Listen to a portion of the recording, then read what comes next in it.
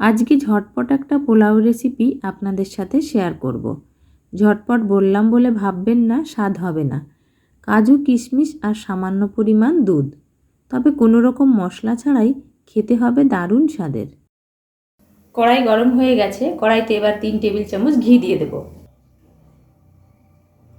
ঘি গরম হয়ে গেছে, ঘিয়ের মধ্যে এবার 7 থেকে 8টা কাজু বাদাম দিয়ে দিলাম, আর দিয়ে দেব 10 থেকে 15টা কিশমিশ। গ্যাসটাকে এবার লো ফ্লেমে রেখে 2 থেকে 3 মিনিট ভেজে নেব।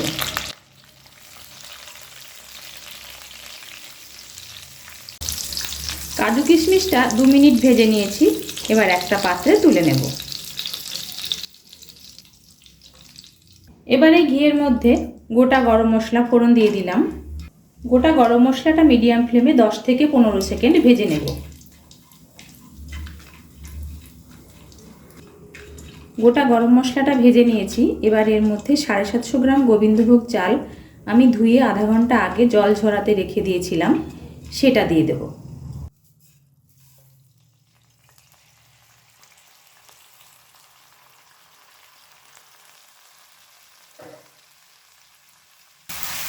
এবার গ্যাসটাকে হাই ফ্লেমে রেখে 5 থেকে 6 মিনিট চালটা ভেজে নেব।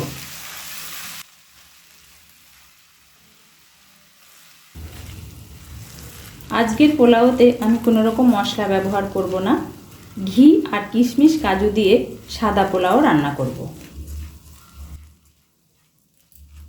প্রায় 6 মিনিট চালটা ভেজে নিয়েছি, এবার এর মধ্যে জল দিয়ে দেব।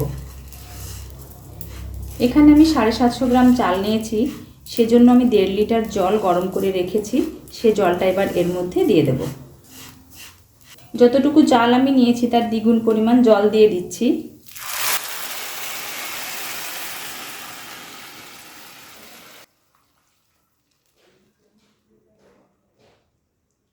এবার দিয়ে দেব স্বাদ মতো লবণ, দিয়ে দেব আধা কাপ পরিমাণ দুধ।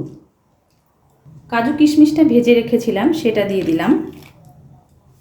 1 টেবিল চামচ চিনি দিয়ে দেব।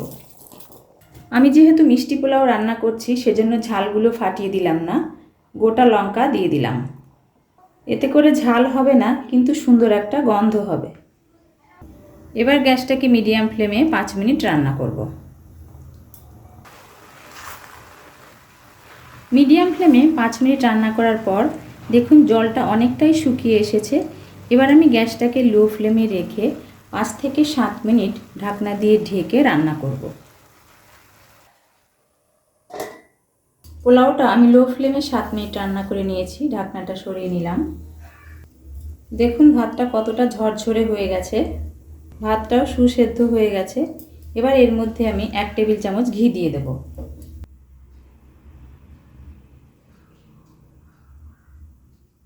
ঘিটা দেওয়ার পর ঢাকনা দিয়ে ঢেকে দিলাম।